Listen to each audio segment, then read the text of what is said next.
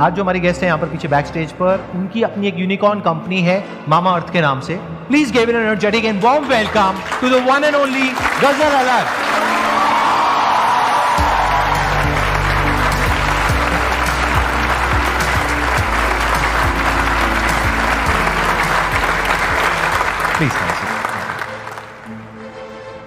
इस सेशन को हम 2 पार्ट में डिवाइड करेंगे. पहले पार्ट में मैं इनसे समझने की कोशिश करूंगा कि इन्होंने क्या किया, किस तरीके से किया, इनसे कुछ क्वेश्चंस पूछूंगा. उसके बाद में जो हमारे पास में सेकंड हाफ होगा तो उसमें आप लोगों के माइंड में जो भी क्वेश्चंस होंगे वो आप इनसे पूछ सकते हैं.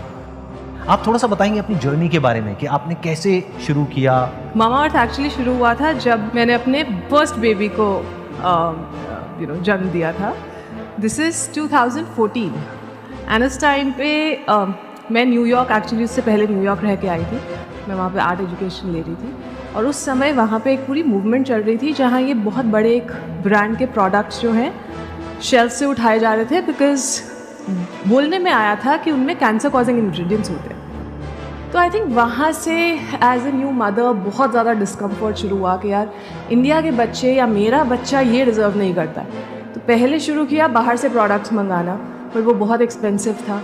मैं मिडिल क्लास फैमिली से आती हूँ. हम तो मतलब वो महीने का खर्चा लाइन बाय लाइन ऐसे होना चाहिए, 80% जो है सेविंग होनी चाहिए, 20% में खर्चा चलाना है, उस वो माइंडसेट से आए थे. तो वहाँ पे वो बाहर से प्रोडक्ट्स मंगाना जो है बैठ नहीं रहा था. तो वहाँ पे पहले तो बहुत क्रिप किया, मतलब जैसे एक वाइफ अपने पति के पास जाके बोलती है कोई कुछ कर क्यों नहीं रहा है, इंडिया में ये प्रॉब्लम है, सॉल्व क्यों नहीं कर रहा है. और वहाँ से शुरुआत हुई थी मामा अर्थ की. दिसंबर 2016 में हमने ब्रांड लॉन्च किया था 6 बेबी केयर प्रोडक्ट्स के साथ. और उस टाइम हमारा विजन था कि ये ब्रांड सिर्फ बेबीज़ के लिए है, उतना ही रहेगा.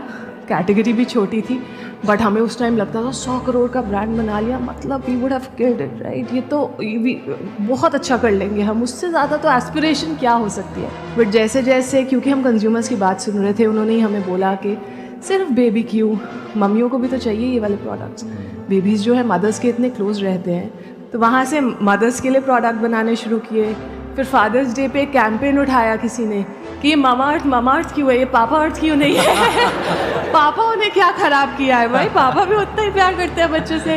तो फिर उस तरीके से जो है हमारी कंपनी एक बेबी केयर कंपनी से एक ब्यूटी पर्सनल केयर कंपनी बनी. और अब हमारे पास 300 प्रोडक्ट्स हैं across baby category, skin, body, hair, face, exhaustive list. और बड़ी रिसेंटली हमने जो है कलर केयर में भी एंट्री ली है. एंड सबसे इम्पॉर्टेंट बात, जब हमने स्टार्ट किया था हम एशिया के only made safe certified brand थे. तो हमने सिर्फ इस चीज़ पे नहीं रिलाई किया कि हम कह रहे हैं अच्छे तो आप विश्वास कीजिए.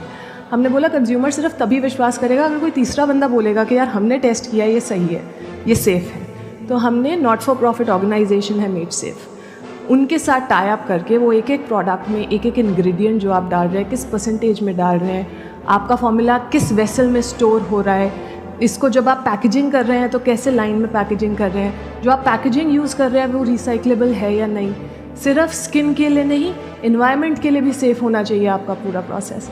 तो वो सब के साथ जो है हमने मामा अर्थ लॉन्च. और ये कहाँ की कंपनी है, ये मेड सेफ जो आप बता रहे हैं, कहाँ की ऑर्गेनाइजेशन है ये जो है ऑस्ट्रेलिया बेस्ड ऑर्गेनाइजेशन है. हमने स्टार्ट यूएस वाली के साथ किया था, बट जैसे जैसे स्केल करते रहे तो हमने ऑस्ट्रेलिया मेड सेफ को भी अपने साथ बांध लिया. Big round of applause for whatever she has done.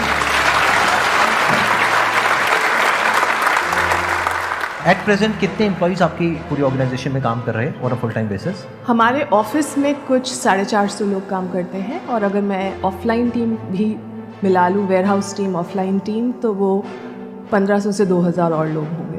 And it's a D2C brand, right?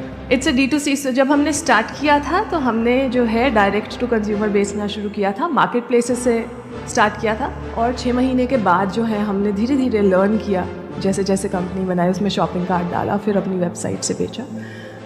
तो पहले 3 साल हम ऑनलाइन फर्स्ट थे, 95% रेवेन्यू ऑनलाइन से ही आता था. बट जैसे जैसे हम बड़े होते रहे और क्योंकि हम कंज्यूमर की बात सुनते हैं, तो कंज्यूमर्स ने हमें बोलना शुरू किया कि हम आपको ऑफलाइन में भी देखना चाहते हैं, क्योंकि आपके कुछ प्रोडक्ट्स हैं जो हम टच फील करके ख़रीदना चाहते हैं. तो फिर हमने ऑफलाइन एक्सपैंड करना शुरू किया. अब हम 40,000 प्लस दुकानों में अवेलेबल है। तो जब आपने शुरू किया था तो ये जो प्रोडक्ट मार्केट फिट होता है वो हाँ सबसे जी। डिफिकल्ट होता है इनिशियली, उसको फिगर आउट करना। बिल्कुल। तो उसमें आपको कितना टाइम लगा था? तो मैं बताती हूँ, हमने दिसंबर में लॉन्च किया। अमेज़ॉन का लॉन्च पैड लॉन्च हुआ था। पैसे तो नहीं इतने थे ज़्यादा मार्केटिंग वगैरह पे लगाने, तो हमने लॉन्च पैड के साथ ही अपना ब्रांड लॉन्च कर दिया। हमने बोला आप लॉन्च कर रहे हो, हम आपके इवेंट में आएंगे, अपने ब्रांड की बात करेंगे, वहीं से लॉन्च किया। तो आई थिंक पहली सेल तो उससे अगले दिन ही आ गई थी। तो पहली सेल आई थी लाइक सेलिब्रेटिंग, उसके बाद एक एक दो दो सेल आती रही रोज़ के हिसाब से। बट 15 दिन बाद, और मेरे को एग्जैक्टली डेट भी याद है, कुछ 20 दिसंबर को एक बड़ा ऑर्डर आया। वो बड़ा ऑर्डर था कि एक माँ अपने बच्चे की बर्थडे पार्टी कर रही थी और उसने बोला कि मुझे आपके प्रोडक्ट्स इतने पसंद हैं कि मैं रिटर्न गिफ्ट्स में मेरे जो है 30 हैम्पर्स जाने हैं, मैं आपके प्रोडक्ट्स देना चाहती हूँ।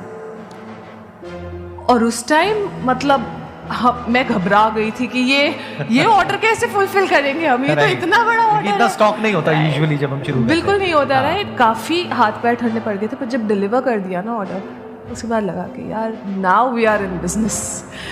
अब ये शुरुआत हो चुकी है, अब इसके आगे स्केल ही करना है। फिर हमने प्रोसेसेस सेट करने शुरू किए। मैंने अपना पहला एम्प्लॉय जनवरी में हायर किया था, वो आज तक हमारे साथ काम कर रहा है। पहले 6 महीने तो कस्टमर सर्विस पे भी मैं और वरुण ही बैठते थे, हमारे पास कोई कस्टमर सर्विस टीम नहीं थी। Varun is also my husband, he is also my को फाउंडर। और उस वक्त आप डायरेक्टली आप ही अटेंड करते थे कॉल्स, अपना नाम बदल करके? नहीं, नाम बदल, हाँ नाम जी, यस, हेलो, अच्छा, हाँ, this is Mamaearth team. Right. Team ही 3 लोगों की थी तो क्या करेंगे ना। This is Mamaearth and they were like, हाँ जी हम आपके फाउंडर से बात कर रहे हैं। वी वर लाइक, अच्छा, give us a minute, we'll get back. And then Varun and I are looking at each other, what to do. Varun said that मैं उठाता हूँ फ़ोन, ठीक है बात है, 5 minute, hello this is the founder speaking. आपने अपने husband के साथ में मिल करके इस काम को किया। हाँ जी। तो कॉन्फ्लिक्ट्स हुए या नहीं हुए? अगर हुए तो कितने हुए? देखिए, दिक्कतें तो हर जगह आती है, इसमें कोई मतलब, मैं अपने हस्बैंड के साथ बहुत लड़ती हूँ, हमारे बहुत डिस्कनेक्ट्स होते हैं। बट हमने बड़ा जल्दी ये समझ लिया था कि यार अगर काम इकट्ठा करना है, पहले तो सबसे पहला बंदा जो मेरी टीम का पार्ट बना था वो वरुण थे। आप समझिए कि जब आप बिज़नेस शुरू कर रहे हैं, पहले तो सारे ही आसपास काफ़ी डाउट कर रहे होते हैं कि यार क्या ज़रूरत है, इतनी अच्छी लाइफ जी रहे हो, इतना कंफर्टेबल है, बच्चा इतना यंग है, ये सारा लाइफ, ये अपना बच्चा आप रिस्क में क्यों डालना चाहते हो। तो पहले तो वो प्रेशर फाइट करना अपने आप में एक बैटल होती है। उसके बाद अपने हस्बैंड को कन्विंस करना कि आप भी अपनी फुल टाइम जॉब छोड़ के मेरे पास आ जाओ। तो he was from the marketing space, like वो मार्केटिंग स्पेस। तो मार्केटिंग का बेसिकली उन्होंने सोचा होगा, प्रोडक्ट का पूरा आपने देखा होगा। दैट्स व्हाट आई, हाँ जी, हाँ जी, शुरुआत में बिल्कुल ऐसे ही हुआ था। तो बट जब आप अपने हस्बैंड या वाइफ को कन्विंस कर रहे होते हो ना, तो आपके सामने वो शीशा रख देते हैं कि क्या बोल रहे हो, क्या सोच रहे हो, पर्सनली प्रोफेशनली ये सोचा है, ये चीज़ें। एंड वो कन्विंस अगर आपने कर लिया, अपने फैमिली मेम्बर को अगर आपने कन्विंस कर लिया ना कि आप भी ये छोड़ के मेरे पास आ जाओ, तो फिर आप किसी भी इन्वेस्टर को कन्विंस कर सकते हो। बिकॉज मुझे लगता है वो सबसे मुश्किल पार्ट है। तो once he came on board, फिर तो हम 1 और 1 11 हो गए। फिर हमने जो है काफ़ी, मैंने पूरा प्रोडक्ट, आज तक मैं इनोवेशन खुद देखती हूँ, तो हमारी कंपनी से जो भी प्रोडक्ट लॉन्च होता है वो पर्सनली फॉर्मूला से लेके, पैकेजिंग से लेके, टेक्सचर से लेके, वो सारी चीज़ आज तक मेरे अंडर है कि प्रोडक्ट में ये होना चाहिए, ये नहीं होना चाहिए। बिल्कुल, प्रोडक्ट अच्छा होना चाहिए, प्रोडक्ट अच्छा होगा तभी वो बिकेगा। अगर प्रोडक्ट ही अच्छा नहीं होगा तो फिर टेम्परेरी बज़ क्रिएट कर सकते हो आप, बिजनेस नहीं बन सकता उसके ऊपर। वरुण ऑफ कोर्स इतने एक्सपीरियंस है जो मार्केटिंग एंगल लेके आए थे कि यार कैसे बात करनी चाहिए, क्या बोलना चाहिए। फॉर दैट मैटर लॉन्च से पहले मुझे अभी भी याद है, हम साउथ दिल्ली जाके एक टॉय स्टोर के बाहर जाके अपना एक छोटा सा टेबल लगा के खड़े हो गए थे। हमने बोला ये टॉय स्टोर है, यहाँ पे तो पेरेंट्स ही आते हैं, जो भी आएगा हमारी कोशिश होगी कि हम उनसे बात करके समझें कि वो हमारा प्रोडक्ट देख के क्या सोच रहे हैं। हमने पहले सोचा था दुकान के अंदर स्टॉल लगाएंगे, पर हमें ऐसे थ्रो कर दिया गया बाहर। कौन है आप, मतलब होता है, right? बिल्कुल कि मतलब क्या बात कर रहे हो, why would we give you space, right. तो हमने दुकान के बाहर वो वॉकवे होता है जहाँ पे जो कॉमन पैसेज होता है, वहाँ पे हम लगा के खड़े हो गए थे। वहाँ पे जैसे जैसे कंज्यूमर आते रहे, हमने बहुत बात की। एक लंबी सी गाड़ी से एक ममा उतरी, उनके ट्विन्स थे, 2 नैनीज़ थी। तो मुझे तो बड़ा स्ट्रॉन्ग कॉन्फिडेंस था, मैंने बोला ये पक्का प्रोडक्ट समझेंगी, ये प्रोपोजिशन भी समझेंगी, इनसे बात करते हैं। तो जैसे जैसे मैंने उनसे बात करना शुरू किया, उन्होंने बड़े अच्छे से क्रीम लगाई, देखी बहुत अच्छी है, मॉइस्चराइजेशन बहुत अच्छा है, सारा कुछ करने के बाद उन्होंने बॉटल पे देखा, कहते इस पे लिखा है कि सल्फेट फ्री है, क्या फ्री दे रहे हैं आप इसके साथ? और मतलब मेरा मुंह आज भी उस बात पे ऐसे ही खुलता है और उस टाइम भी ऐसे ही खुला था। आई वाज लाइक ये तो हम बड़े गलत अजम्पशन में रह रहे हैं कि हम ऐसा बिजनेस बना देंगे, हम ऐसे प्रोडक्ट, यहाँ तो कंज्यूमर को समझ ही नहीं आ रहा है कि हम बात क्या कर रहे हैं। हमें तो ये भी समझाना पड़ेगा ये सल्फेट और पैराबेन है क्या। तो उस तरह से जहाँ मैंने बोला कि वेबसाइट पहले 6 महीने के लिए सिर्फ लर्निंग के लिए थी कि यार आप आके समझिए बस और कुछ मत कीजिए, बहुत सारे ब्लॉगर्स से बात की, बट आई थिंक शुरू से जो एक चीज़ हमने किया है ना वो कंज्यूमर कनेक्ट, कि यार जब आप उसकी तकलीफ़ समझोगे और उसकी तकलीफ़ के हिसाब से अपना कंटेंट क्रिएट करोगे, अपना प्रोडक्ट क्रिएट करोगे, अपनी कम्युनिकेशन क्रिएट करोगे, उसकी भाषा में आप उससे बात करोगे, वो अपने आप प्रोडक्ट